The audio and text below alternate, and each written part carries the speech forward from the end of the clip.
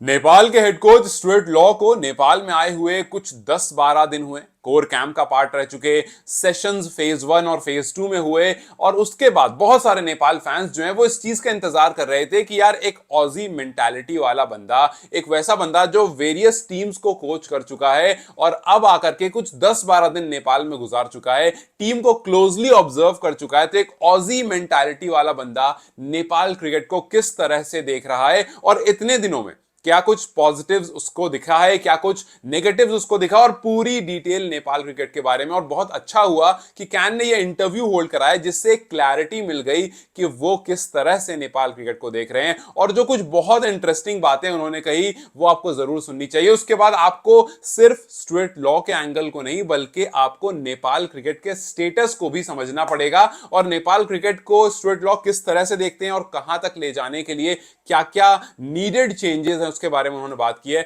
वो सब कुछ कवर करेंगे इस वीडियो में। लेकिन एक लाइन जो मुझे उनकी बहुत अच्छी लगी वो ये कि हारना एक आदत है, आपको उस आदत से निकलना पड़ेगा अगर आपको जीतने में घुसना है, क्योंकि जीतना भी एक आदत। So winning is also habit, losing is also habit. So आप कौन सी वाली हैबिट चूज करते हो ये आपके ऊपर है। और ये एक्चुअली में एक बहुत जबरदस्त बात है, क्योंकि आप देखो एक वो टीम जो चैंपियन होती है ना, जैसे ऑस्ट्रेलिया, उनको आदत है जीतने की, तो वो समहाउ एक तरीका निकाल लेते हैं हर मैच को जीतने का। मैं ये नहीं कह रहा हूं कि वो 100 आउट ऑफ 100 मैचेस जीतते हैं, लेकिन वो सक्सेसफुल इसलिए है बिकॉज जीतना उनकी हैबिट है और उसी हैबिट को नेपाल में इनको ऑपरेट करना चाहते हैं स्टुअर्ट लॉ। जब स्टुअर्ट लॉ से पूछा गया नेपाल क्रिकेट के बारे में, नेपाल क्रिकेट के जो प्लेयर्स हैं उनके बारे में, तो पहले तो उन्होंने कहा कि भाई देखो मैं बहुत एक्साइटेड हूं इस टीम के साथ जुड़ने के लिए, इस टीम के साथ काम करने के लिए, और जितना मैंने काम किया है मुझे एक चीज समझ में आई है कि यार इसमें टैलेंट की कमी नहीं है। कहीं पर ऐसा नहीं है कि टैलेंट की कमी है, यार ये चीज नहीं है, ये चीज होती तो हो जाता, ऐसा कुछ नहीं है। बस इनको सही गाइडेंस की जरूरत है। और टी20 वर्ल्ड कप के एंगल से ही उन्होंने शुरू किया। उन्होंने बोला कि यार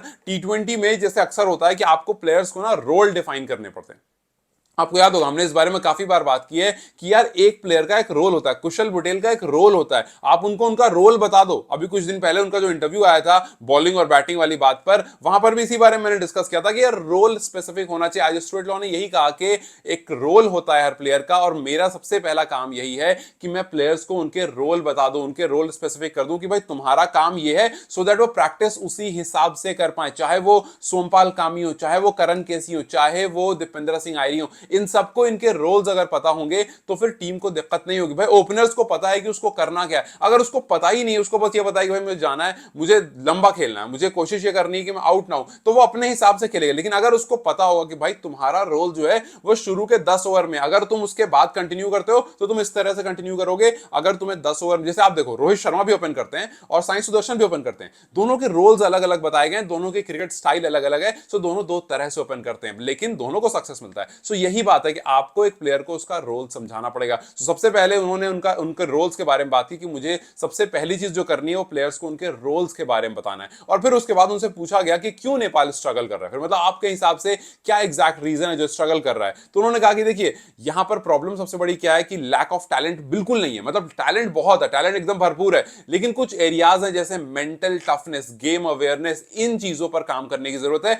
वहां पर उनके हिसाब से नेपाल जो है स्ट्रगल कर रहा है कि भाई आपकी मेंटल टफनेस होती है ना गेम को लेकर के, कि यार लेट्स से फॉर एग्जांपल कि आप 20 ओवर का गेम खेल रहे हो, 220 रन लग चुके हैं, आप फिर भी ये बोलते हो कि यार ये तो हम जीत जाएंगे, हम जीत जाएंगे, वी कैन डू इट। आप याद करो इंडिया ने ऑस्ट्रेलिया को जब ऑस्ट्रेलिया में हराया था, वो विराट कोहली का एक हडल, और वहां पर उनका ये कहना कि इनको make them feel like hell, वो मेंटल टफनेस होती है। और उस मेंटल, और ऐसा एक एग्जांपल विराट नहीं, ऐसे बहुत सारे एग्जांपल हैं, आप ऑस्ट्रेलिया उठा लो, आप इंग्लैंड उठा लो, बहुत सारी ऐसी टीम है जो मेंटल टफनेस के लिए जानी जाती हैं। ये चीज कहीं ना कहीं उन्होंने कहा कि नेपाल को सीखने की और गेम अवेयरनेस में चीजों को समझने की जरूरत है, और बिट्स एंड पीसेस कुछ एरियाज हैं जहां पर वो अगर काम कर लेंगे तो बहुत बेहतर हो जाएंगे, जिसमें सबसे बड़ी चीज है प्रेशर में परफॉर्म करना।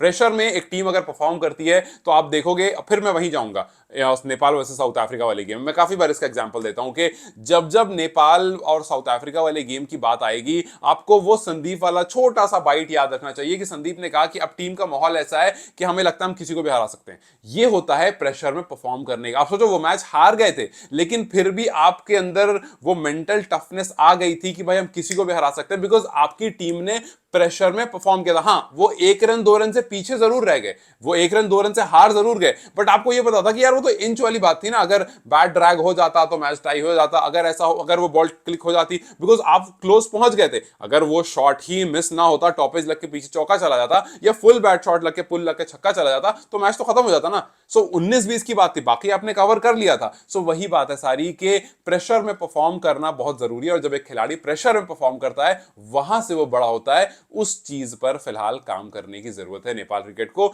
ये साफ साफ स्टुअर्ट लॉ ने कहा। फिर उसके बाद उन्होंने कहा कि यार देखो बड़े स्टेज, जब बात हुई CWC L2 की, जब बात हुई T20 वर्ल्ड कप की, तो उन्होंने कहा कि देखो मुझे पता है बड़े स्टेज पर परफॉर्म करना इतना आसान नहीं होता है, और वहां पर आपको परफॉर्मेंस के लिए इंस्पिरेशन चाहिए, तो इनको इंस्पायर करना होगा, उसके बाद ये वहां पर काम कर सकते हैं। और जब टफनेस सॉरी जब स्ट्रेंथ और वीकनेस की तरफ आप देखते हो तो बहुत सिंपल है कि यार स्पिन डिपार्टमेंट बहुत अच्छा है नेपाल का, स्पिन डिपार्टमेंट पर नेपाल ने खूब काम किया है, लेकिन जब आप बैटिंग एरियाज को देखते हो, खास करके उन्होंने फास्ट बॉलिंग के बारे में बात की, उन्होंने कहा कि फास्ट बॉलिंग के कुछ स्टेजेस हैं जिस पर काम करना जरूरी है। अब आप सोचो, आज से पहले शायद आपने ये नहीं सुना होगा किसी भी कोच के द्वारा जिन्होंने नेपाल को कोच किया होगा, स्पिन के बारे में सब बात करते हैं यार स्पिन बहुत अच्छी है, स्पिन बहुत अच्छी है, स्पिन स्ट्रेंथ है, ऐसे है वैसे, लेकिन कभी किसी ने अप फ्रंट आकर के ये नहीं बोला कि फास्ट बॉलिंग कुछ स्टेजेस है जिस पर काम करनी है, दे आर डूइंग गुड, लेकिन हमें इन पर्टिकुलर चीजों पर काम करना है। इससे आपको ये समझ आया कि हम जब सोमपाल को देखते हैं, जब करण को देखते हैं, जब नंदन को देखते हैं, तो हमें लगता है आज ये बेहतर है, कल वो बेहतर है, परसों वो बेहतर है,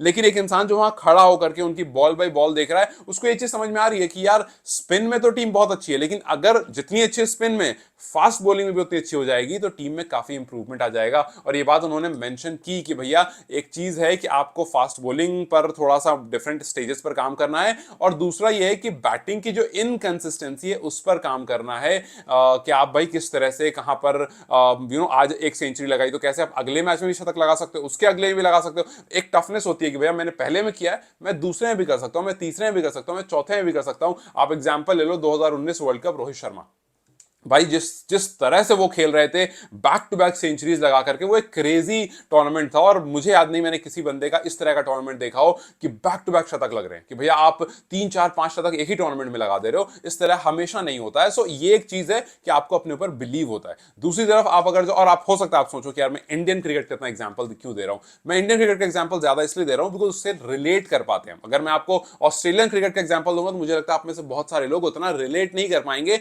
लेकिन इंडियन क्रिकेट से रिलेट कर पाएंगे, इस वजह से मैं इंडियन क्रिकेट का ज्यादा एग्जांपल लेकर आता हूं। लेकिन मैं ऑजी या फिर इंग्लिश क्रिकेट की तरफ भी जाऊंगा अगर जरूरत पड़ेगी तो। खैर उनसे जब पूछा गया कि भाई आपने इतने दिन कर लिया, आपने देख लिया, आपके हिसाब से कौन वो खिलाड़ी जिससे आप काफी इंप्रेस हुए, ये वाला जवाब काफी सटीक जवाब था और काफी इंटेलेक्ट वाला जवाब था। जब उनसे उनसे मतलब कहा पूछा गया कि किसी की परफॉर्मेंस जो आपको बहुत पसंद आई, तो उन्होंने बोला कि यार देखो ऐसा है ना कि आप किसी एक बंदे की परफॉर्मेंस के बारे में बात नहीं कर सकते, क्योंकि अगर आप हो सकता है वो कहते हैं कि यार हाँ मुझे रोहित से काफी उम्मीद है, हो सकता है वो कहते हैं कि कुशल को मैंने देखा मुझे लग रहा है he is doing really good, या फिर भीम शर्की ने जिस तरह से खेला, भाई जिसने खेला उसकी वो तारीफ कर सकते थे, लेकिन उन्होंने कहा कि अगर मैं इनमें से एक दो खिलाड़ी की तारीफ करूंगा ना तो जो और प्लेयर्स हैं जो मेहनत कर रहे हैं, जो रिजल्ट दिखा रहे हैं लेकिन शायद उतना बड़ा नहीं आ पाया रिजल्ट, वो डीमोटिवेट हो जाएंगे, आप उनसे बहुत सारी चीजें ले लोगे, you will take away the credit from them. इसलिए मैं किसी एक का नाम नहीं लूंगा बिकॉज प्लेयर्स जो हैं वो मेहनत कर रहे हैं और वो अच्छा रिजल्ट भी आपको दिखा रहे हैं, आगे आने वाले टाइम में वो और बेहतरीन रिजल्ट दिखाएंगे। सो किसी एक दो की तारीफ की बात नहीं है,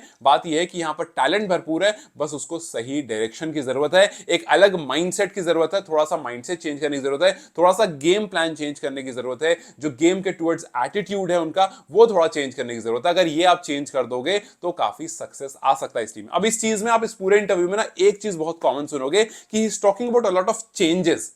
अब ये देखो, ये अच्छा भी हो सकता है, बुरा भी हो सकता है। मैंने आपसे अक्सर कहा है मैं आपको हमेशा एक चीज के दोनों एंगल्स दिखाऊंगा। मैं यहां बैठ करके सिर्फ स्टुअर्ट लॉ की तारीफ नहीं करूंगा या फिर मैं सिर्फ नेपाल क्रिकेट की तारीफ नहीं करूंगा, अगर उसका दूसरा एंगल है तो उस पर भी बात करेंगे, बिकॉज हमेशा चीजों का दूसरा एंगल होता है। अब आप यहां पर देखो, स्टुअर्ट लॉ ने इस पूरे इंटरव्यू में बहुत सारे चेंजेस की बात की है, गेम प्लान्स को चेंज करने की, एटीट्यूड को चेंज करने की, विनिंग हैबिट्स को इनकॉर्पोरेट करने की, और ये सब कुछ बहुत अच्छी बात है, इसमें कुछ भी नेगेटिव नहीं है। लेकिन देखना बस ये है, सवाल बस ये है कि आप इस पर्टिकुलर चेंज को करने में कितना रिजिड हो जाते हो।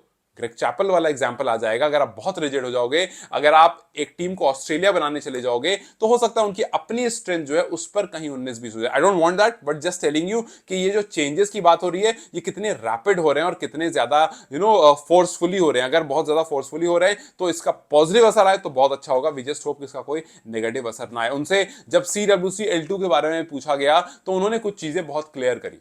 एक बात तो तय है कि CWC L2 में सारे मैचेस जीतना बहुत मुश्किल है और ये बात स्ट्रेट लॉ को भी पता है और उन्होंने साफ साफ कह दिया कि अगर आप स्कॉटलैंड जाओगे, स्कॉटलैंड नीदरलैंड जैसी टीम से खेलोगे तो आप जाकर के उन्हें सारे मैचेस हरा दो, ये बहुत मुश्किल काम है। हमारी तैयारी पूरी रहेगी, हम यहां से पूरी तैयारी लेकर निकलेंगे, लेकिन हमारा जो फोकस है वो है कि हम ओडीआई स्टेटस बचा लें। हमारा जो फोकस है वो ये है कि वहां बेस्ट क्रिकेट खेलें, उस एटमॉस्फेयर को समझें, बिकॉज जब आप वहां पहुंचोगे तो आपको काफी ठंडक रहेगी, आपको टेम्परेचर में काफी डिफरेंस दिखेगा। वहां का जो समर होगा वो हो सकता है किसी किसी दिन में यहाँ के विंटर से ज्यादा ठंडा होगा। सो ये सब चीजें हैं जो आपको समझनी पड़ेगी और उस कंडीशन में जाकर के, उस प्लेटफॉर्म पर जाकर के परफॉर्म करना थोड़ा मुश्किल होता है। सो वी होप कि वहां पर जाकर के परफॉर्मेंसेस आनी शुरू हो जाएगी। फिर उसके बाद यूके टूर के बारे में बात हुई कि यूके टूर जो टीम जा रही है वो कितना इंपॉर्टेंट। उन्होंने कहा देखिए हर टूर बहुत इंपॉर्टेंट, आप चाहे यूके टूर की तरफ देखो या उसके बाद स्कॉटलैंड देखो या उसके बाद CWC के बाद आप T20 वाले देखो, सारे इंपॉर्टेंट है। बस सारी बात यह है कि हम कितना तैयार हैं उसके लिए। जो वेरियस चैलेंजेस हैं उसको टीम को अपने अंदर डालना पड़ेगा और जैसे ही टीम उन चैलेंजेस को एक्सेप्ट कर लेगी आप विनिंग हैबिट की तरफ चले जाओगे। सो यस, पहला हमारा काम ये होगा कि हम ओडीआई स्टेटस बचाएं, होपफुली हम वर्ल्ड कप के लिए क्वालिफाई करें। अगर इस बार नहीं तो आगे आने वाले कुछ सालों में। एक चीज उन्होंने कर दी है कि उन्होंने कोई फॉल्स होप नहीं दिया है। उन्होंने ये नहीं कहा है कि हाँ सब कर लेंगे, सब कर लेंगे, मैं ओडीआई स्टेटस बचा लूंगा, मैं ओडीआई वर्ल्ड कप के लिए क्वालिफाई करा दूंगा। उन्होंने कुछ ऐसा फॉल्स होप नहीं दिया है। उन्होंने क्या कहा है कि हमारी पूरी कोशिश रहेगी कि हम ओडीआई स्टेटस बचाएं। ओडीआई वर्ल्ड कप के लिए क्वालिफाई करना काफी मुश्किल है, बट हमारी तैयारी पूरी है कि हम वो कर सकें।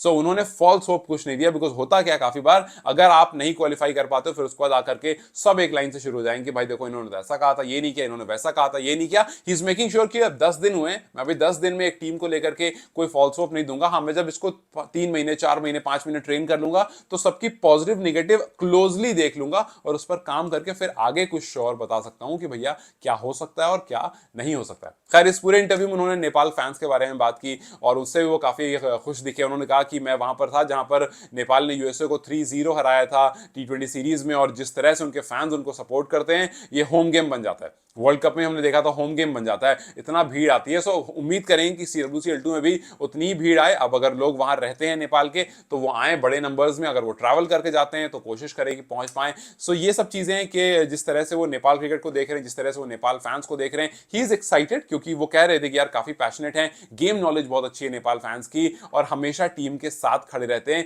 ये चीजें जो है टीम को काफी बड़ा बनाती है। सो उम्मीद उनको भी है, हमें भी है कि भैया अच्छे नंबर्स में सपोर्ट किया जाएगा, अच्छे नंबर्स में फेवर किया जाएगा। और इसके साथ साथ एक और चीज उन्होंने मेंशन करा फिटनेस के बारे में। जब उनसे फिटनेस के बारे में पूछा गया प्लेयर्स की तो उन्होंने कहा कि मैंने सारे प्लेयर्स को कह दिया कि भैया फिटनेस जो है ना वो नॉन नेगोशिएबल है। जितने आपके सेशंस हो रहे हैं आपको स्किप नहीं करना है। सबसे पहली चीज जो आपको ध्यान रखनी है वो ये कि हमें एक बेस्ट फील्डिंग साइड बनना है। हम अगर एक बेस्ट फील्डिंग साइड बन जाएंगे तो हम ऑटोमेटिकली हमारी फिटनेस जो है वो टॉप नॉच हो जाएगी और फिर वो हमारे परफॉर्मेंस में भी दिखेगा। ये काफी अच्छी बात है, बहुत ऑब्वियस बात है, लेकिन इसको बोलना बहुत अच्छी बात है कि भैया हमें बेस्ट फील्डिंग साइड बनना है और जो आपके ट्रेनिंग सेशंस हैं, जो आपके फिटनेस वाले सेशंस हैं वो नॉन नेगोशिएबल हैं और उसको स्किप नहीं करना है। सो कोई प्लेयर अगर सोच रहा हो कि यार कल तो किया ही था, परसों तो किया ही था, आज स्किप कर देता हूं, तो ये वाला ऑप्शन यहां पर आपके सामने फिलहाल जो है वो नहीं है। सो लेट्स जस्ट होप कि जिस तरह से स्टुअर्ट लॉ टीम को लेकर पॉजिटिव और जिस कमियों के बारे में उन्होंने बात की है, जिस माइंडसेट के बारे में उन्होंने बात की है, उस पर काम किया जाए, वो एक्चुअली में इंप्रूव हो। जिस तरह से फास्ट बॉलिंग के कुछ स्टेजेस पर काम करने के बारे में बात किया गया है उस पर काम हो। जो स्पिन बॉलिंग है उसका डोमिनेशन है वो हमें दिखे और बल्लेबाजी में जो स्पेसिफिक रोल्स डिवाइड करने की बात हुई है वो भी किया जाए। और उसके बाद हम उन्होंने एक और चीज के बारे में बात की जो मैं भूल गया था, डोमेस्टिक स्ट्रक्चर के बारे में बात की। उन्होंने कहा नेपाल प्रीमियर लीग एक बहुत अच्छी लीग स्टार्ट हुई है, ये नेपाल को बहुत ज़्यादा हेल्प करेगी और वर्ल्ड क्लास बिल्कुल है और फिर परफॉर्मेंसेज या फिर प्लेयर के नंबर या फिर क्वालिटी ऑफ क्रिकेट सब चीज़ की तारीफ की। लेकिन उन्होंने लास्ट में कहा कि अगर नेपाल का फोकस जो कि है, अगर नेपाल का फोकस है कि भाई हम टेस्ट नेशन बने, टेस्ट स्टेटस मिले, तो सबसे पहले नेपाल को अपना डोमेस्टिक स्ट्रक्चर अच्छा करना पड़ेगा। उन्होंने कहा 3-4 डेज क्रिकेट स्टार्ट करना पड़ेगा, उसमें पैसे जरूर लगेंगे लेकिन आपको उसके ऊपर काम करना पड़ेगा, छोटे छोटे बेबी स्टेप्स लेना पड़ेगा, बट इवेंचुअली जब आप उस पर काम करोगे तो वो जो क्रिकेट की इंप्रूवमेंट है, जो टेस्ट नेशन की तरफ जाने वाली बात है, वो आपको होती हुई दिखेगी। So that is one thing जिस पर नेपाल को इस टाइम पर काम करना है, अपने डोमेस्टिक क्रिकेट को इंप्रूव करना है, सो दैट वो आगे टेस्ट नेशन के ख्वाब जो हैं उसको बरकरार रख सकें और उसको पूरा कर सके। सो लेट्स जस्ट सी कि क्या क्या चेंजेस आ सकते हैं। बहुत सारे चेंजेस के बारे में बात हुई है इस पर्टिकुलर इंटरव्यू में। लेट्स सी के कितने चेंजेस इनकॉर्पोरेट होते हैं, कितने चेंजेस पॉजिटिव साइंस देते हैं और कितने ऐसे चेंजेस होते हैं जो टीम को जो है बेटर बना देते हैं। खैर, आपको क्या लगता है, how do you see this interview, मुझे कमेंट सेक्शन में जरूर बताएं। Till then you guys take care, I will see you very soon.